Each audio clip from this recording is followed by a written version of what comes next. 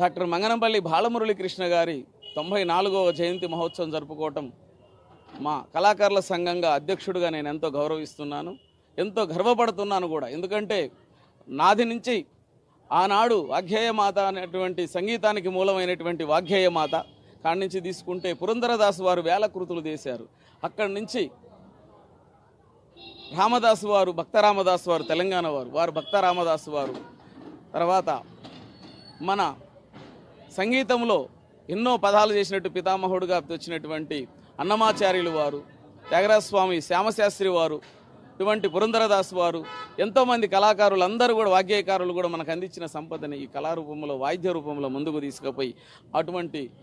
మహానుభావులని గుర్తించుకోవాలని చెప్పేసి ఈ మహానుభావుడు మన వాగ్గేయకారుడు అయినటువంటి మంగనంపల్లి బాలమురళీకృష్ణ గారి ఈ జన్మదిన పురస్కారాలు మేము జరుపుకోవటం ఆనందంగా ఉంది. ఈ కార్యక్రమానికి డివి మోహనకృష్ణ గారు కూడా